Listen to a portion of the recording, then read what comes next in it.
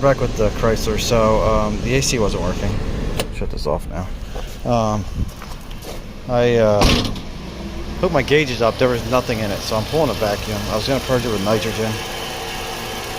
I'm just trying to see how good of a vacuum we can pull.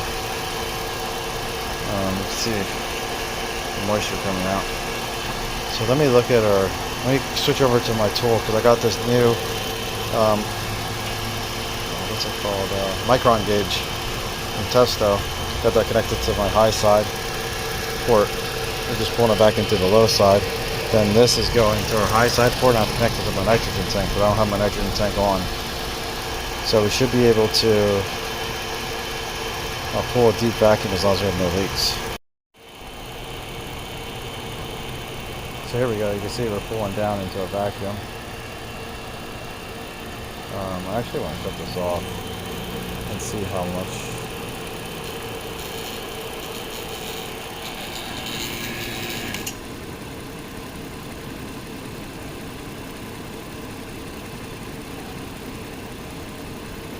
Oh, I should have just left this closed. So it looks like we pulled into a deep vacuum. I really need to get my Y adapter in. I ordered them, but they didn't come yet. So I can connect this to the other port. I want to connect it right here.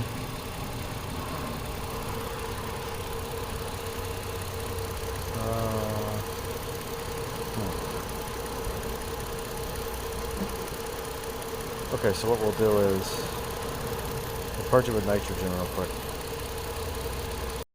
So what I want to do is we'll open this up right here. Just bleed this. Turn a tank on.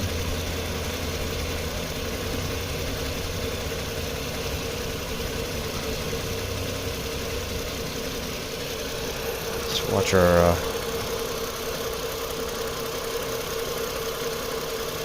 I think my valve's open down there. Or closed. Oh no, it's not closed.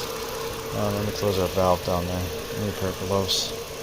This thing is hot. There we go. This is closed.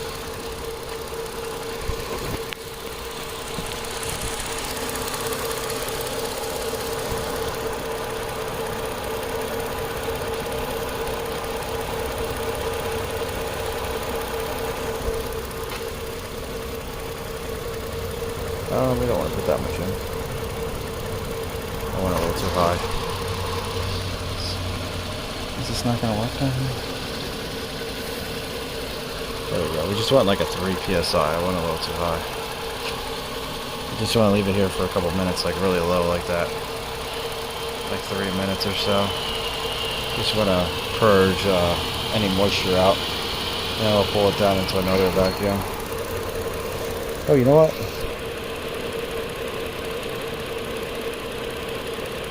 Yeah, I really need a T is what I need.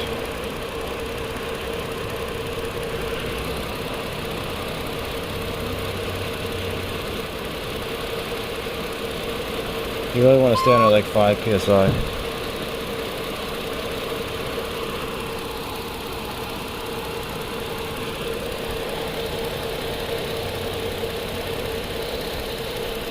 Just purge just a little bit. Like I said, it's just leaking out right here at my threads.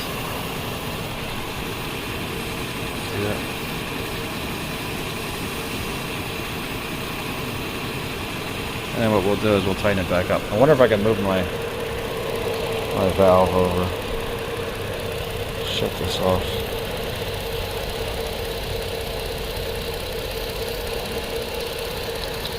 I wonder if this will thread onto here. I think these are different fittings.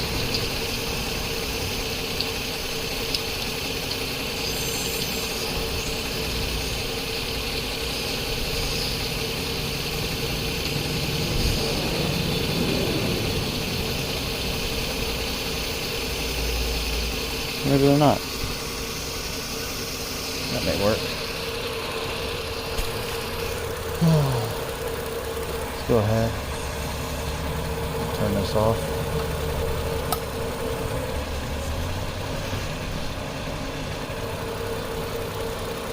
There we go. And we'll just start. We'll turn this back on. And we will purge this out.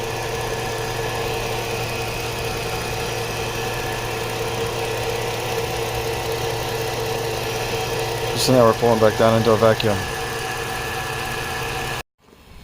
Okay guys, so we you can see we pulled down to just under 500. Ain't really moving too much. We're gonna purge it again real quick, so I just wanted to show you guys on the scale. It's been 20 minutes we were pulling a vacuum on it. So we'll turn this on a little bit.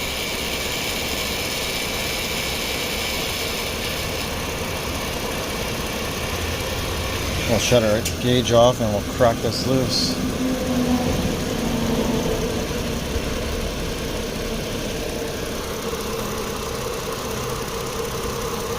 There we go.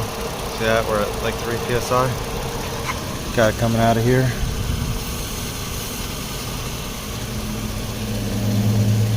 Let's lower this down a little bit. I should get a different like scale. I don't want it to go too high. So we'll let this sit here for a couple minutes and purge, and then we'll pull another vacuum on it.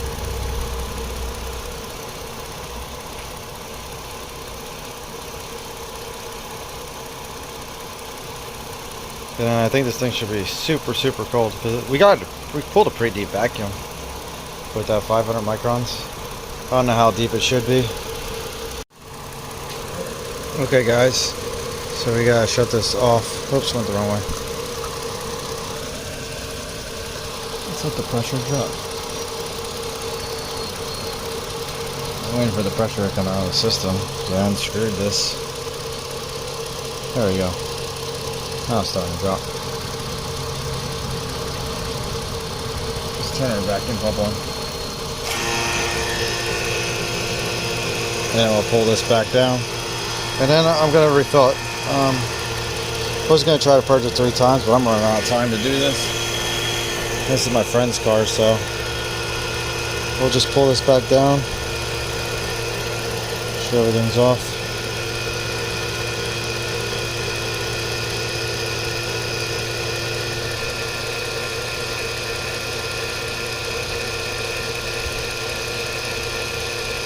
Actually, what I should do is I should turn this back on. Then I can purge.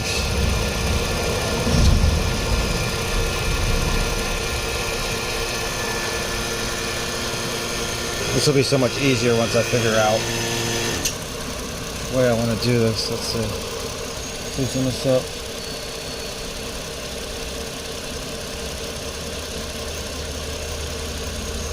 So I was thinking, if I fill this and then I close this, I don't want to go that high. I could take this off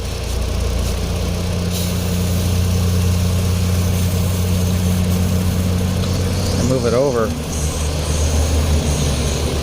before we run out of pressure. And now my gauges are purged. There we go. Now we can pull a vacuum on both sides. Look at that, because we still got pressure in there, so no air could get in.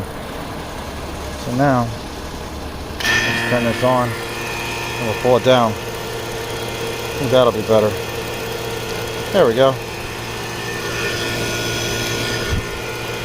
So let me put this away.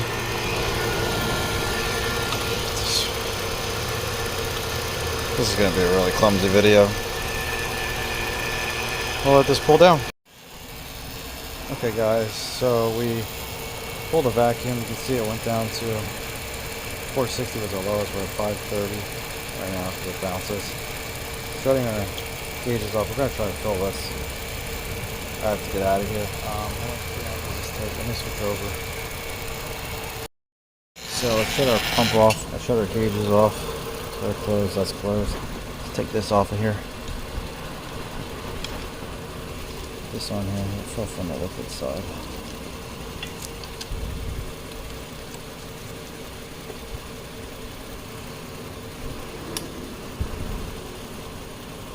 There we go. Press this, we'll close the, there we go, purged. Now, let's see, where's our AC?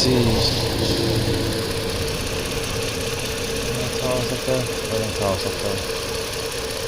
Trying to find our thing that would tell us. Sticker must be missing from the car. It's probably here in the front. Let me look it up real quick. Okay, so it takes 1 pound.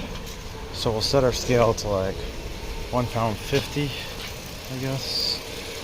Or 1.1 because of our gauges. Charge. Oh, okay, hang on.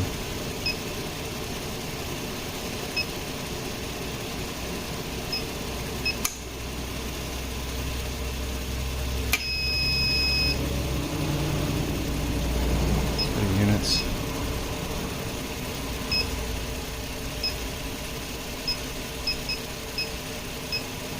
Just do that. Here. No one can ever answer me exactly how much is in the gauges.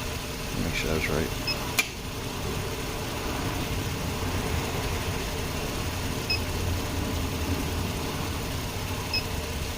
Yeah. Yes, we're right. Enter. There we go. So we want to go down to 41.7. Let's see. Okay, car's running. Let's turn our AC on so it helps suck it in. There we go. Let's go for it. There we go.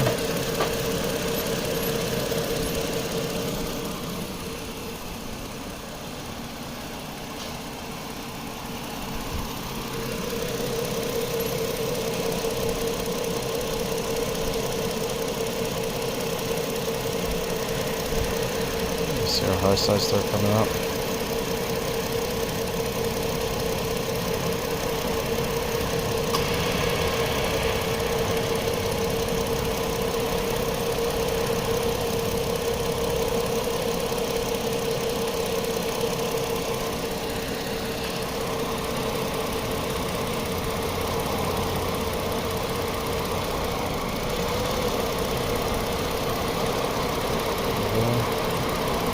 Almost full. That's why I turned it down.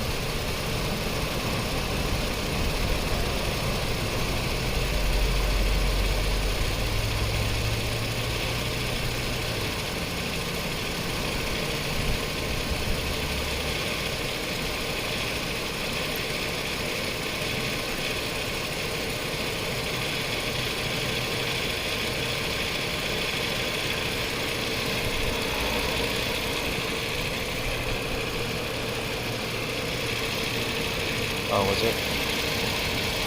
Was it 41.7? Supposed to go to?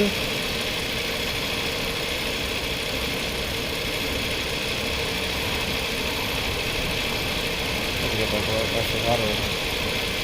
Memories are sucking the best kind of things.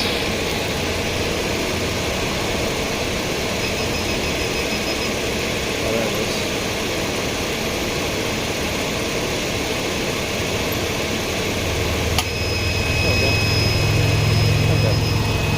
That's a lot better. So clear that. I'll turn this off.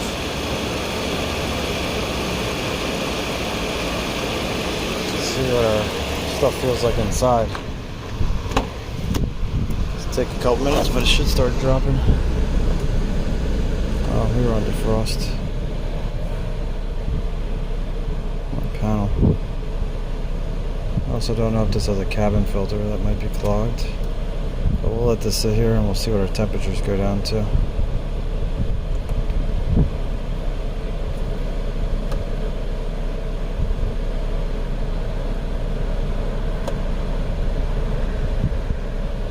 So we'll let this sit here for a little bit, see what it goes down to. Hopefully everything works. I thought the what do you call it? The airflow is restricted. Listen to this. So much bigger. Look at that. So look how clogged that was. The temp drop is going to be huge now, and I bet you our pressures are going to be lower. Let's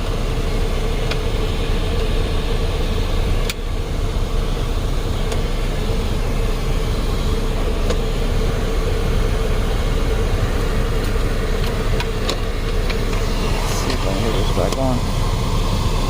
There we go. to see what our pressures are because they were at 60 and 250.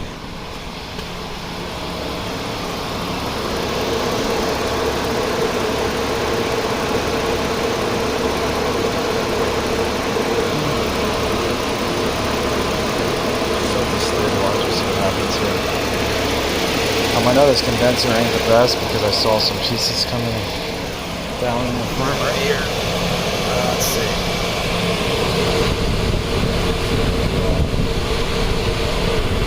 Separated from the condenser itself right here. So that's not good. But in the radiator the same way. But we'll see what happens here. Dropping somewhere. Okay, so we're at almost 50 on the low side. 250. Okay guys, so we're just under 50 on the high side, just under 250 on the, I'm sorry, just under 50 on the low side, just under 250 on the high side. That's probably the pressure we're going to get today. That's what we have here. So, I'm going to start taking these off the car. Let the car sit outside and we'll see how cold it gets inside. Guys, I guess it's about 92 degrees outside. I didn't realize it was that hot. Let's see what we're getting out of our temps. Out of our duct. Now the windows are closed for this. See it drop.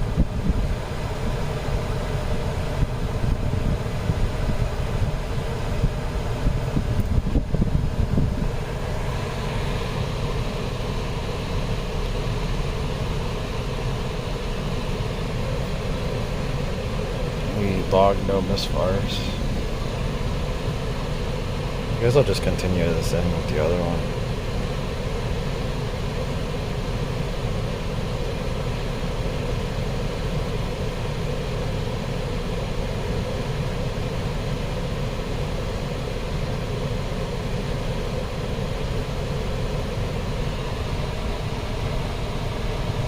So we're already 30 degrees cooler than outside.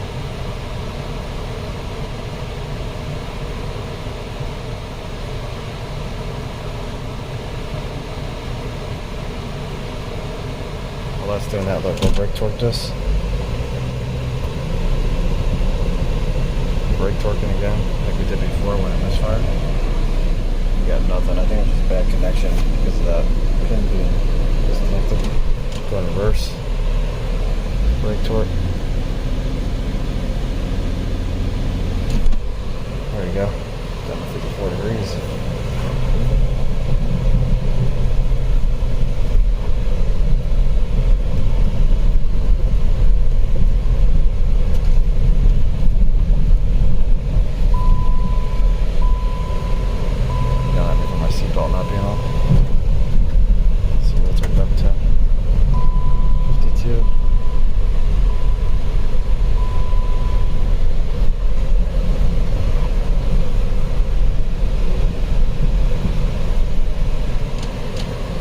Sure that duct temp would go down when you're driving, plus this condenser not being in the best of shape. But man, it's so much better. And this is also a convertible, so that really doesn't help. But yeah, it's definitely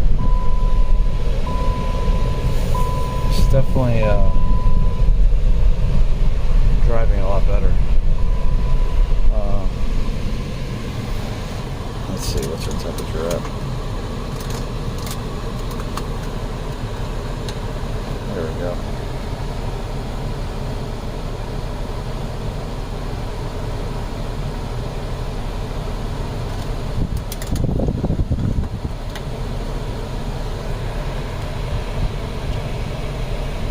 That's a lot better.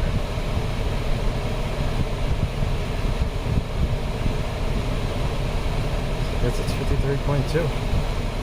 What I'm going to do is I'm going to go park this car in the back of my lot, and then we'll just let it run, and then we'll see what the temperature drops to coming out of the vents, if it drops any lower once it cools everything down in here.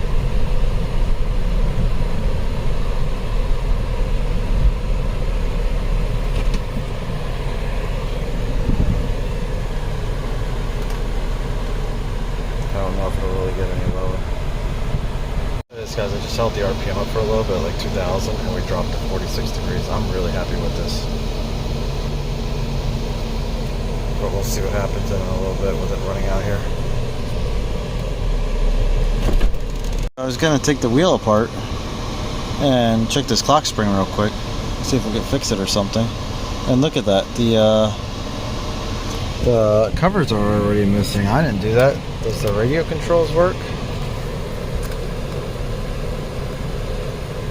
I just wonder if I didn't ruin it. I just didn't remember if the horn worked or not.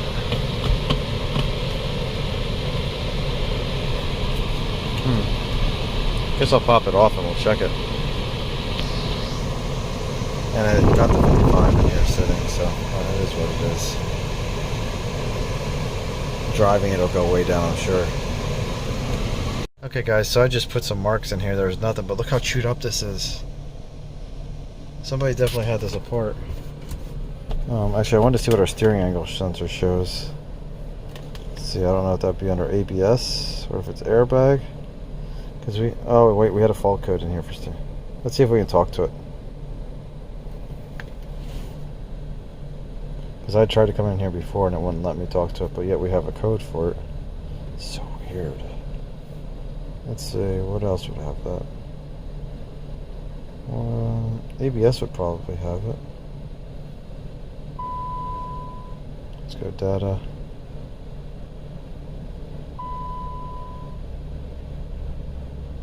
Let's see.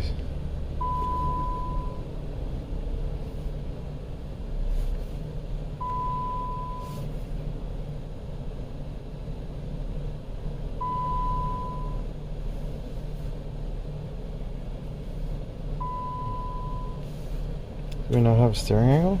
No steering angle in there.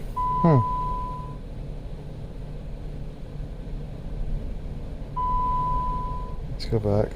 Let's go to airbag.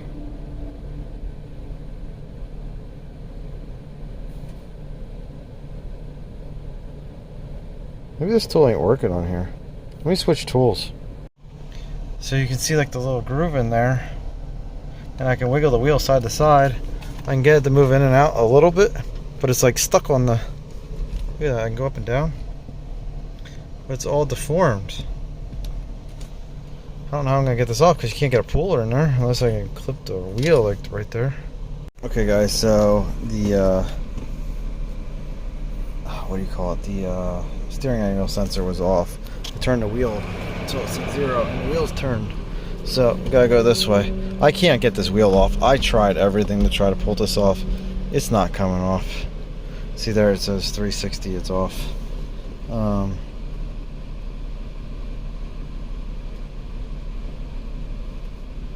Just do an auto scan. I'll fix this. I just want to show you guys what codes we have. I gotta get that steering column off and then we'll rotate the wheel over. We'll get it lined up. I really don't know how to get this off. Maybe I can get in there with a slide hammer. Guys, use a slide hammer. I slide hammered it off. This was insane. What do you guys see? How bad this was. Let's set this over here. How bad the teeth are in here. If you guys can see this. I don't know if it'll focus right. So is there an alignment? There was an alignment one, and it looks like somebody ran something down the alignment one. You can see the groove now that's in there. Yeah, that center one was supposed to be alignment. Look at the big piece of metal sitting right there. That's crazy. So they didn't put the steering wheel on right. So it like pushed that all back. Yeah, you can see all the metal on here. They never put it on right. Maybe I could fix that. That's what happened. And this being aluminum, it probably just made another groove. Because you can see, like, let's see what happened. So it was supposed to be over here, and then they moved it over there. So they were off a little bit and just forced it on. Okay guys, so here's the clock spring. I got the clock spring out of the car, I popped the cover off. So when this got rotated too far, it ripped these ribbon cables right here. So I'm going to just try to solder these all right back down. I think we'll be good to go. We'll do that on both of these, and then hopefully everything will work. Okay guys, so I repaired the clock spring. So we'll put our cover back over. We'll snap this down over top, and then I think we should be good. And we'll put the other cover on. So we got that on. So now we just got to put our cover over top, and we'll take it to the car and we'll try it out. And I hope it works. So guys, I got everything set back in place. Look at this. So if I press the seat button right here, it goes up. If I press it down, it goes down. Just press it on the steering wheel. If we come over here, we press volume. Volume goes up. We press it. Oh, you guys can't really see it. It's not focusing on that. But if I press down, that's weird. It looks like that. You guys can hear it go up and down. Press the horn. Horn now works. So I'm going to get this all back together, and then we'll make sure our airbags work. Okay guys, so I got everything back together. We have no airbag codes. Let's go into our steering angle sensor. Our steering angle sensor should be working good. Let's see. So there's pretty much 0. Wheels almost straight. Let's go all the way to the left. 526. Let's go all the way to the right.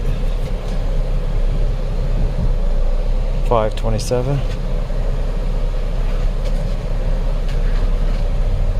All the way to the left.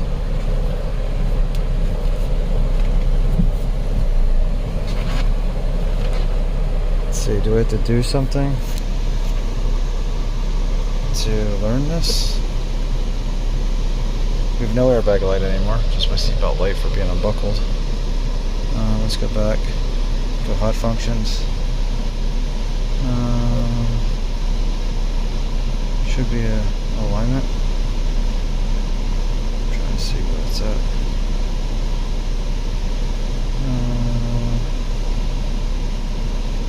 That's weird. Because I'm missing it.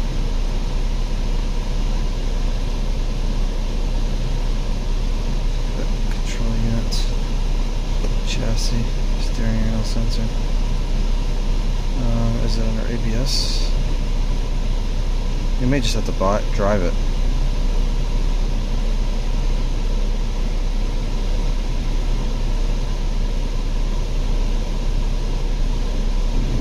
Oh no, I'd probably have to look it up.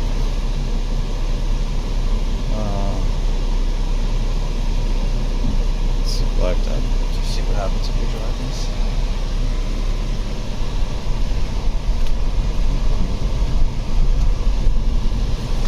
I thought it would initialize or something on its own.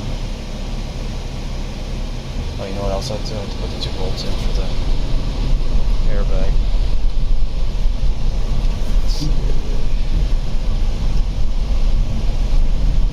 We may not be able to do this here. I don't remember ever having one at Chrysler, but I don't do too many alignments.